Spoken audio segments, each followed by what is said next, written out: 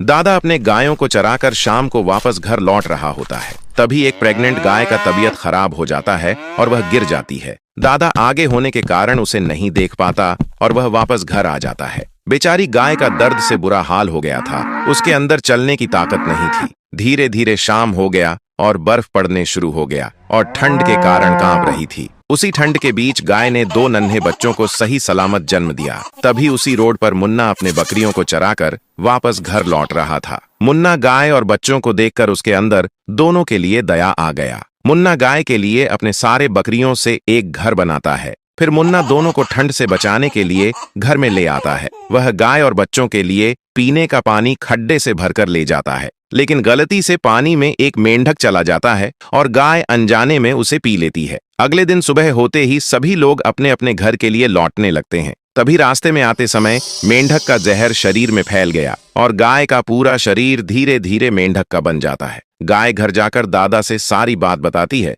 लेकिन दादा उसे पहचानने से इनकार कर देता है और बेचारी गाय को मार मार कर घर से भगा देता है। गाय अपना शरीर ठीक करने के लिए किंग मेंढक के पास जाती है। किंग मेंढक समुद्र का सबसे ताकतवर किंग था, उसी के कहने पर सब होता था। गाय उससे अपना शरीर वापस पहले जैसा नॉर्मल करने की भीख मांगती है, लेकिन दुष्ट किंग मेंढक उसकी एक नहीं मानता और गाय को वहां से भगा देता है। फिर गाय अपना गुजारा करने के लिए समुद्र से निकलकर एक जंगल में चली जाती है। तभी कुछ मधुमक्खियों के झुंड ने गाय के ऊपर हमला कर दिया, जिसके कारण उसका शरीर ठीक हो गया, लेकिन उसके शरीर पर मधुमक्खियों ने घर बना लिया। फिर गाय जंगल से निकलकर एक गांव में चली गई।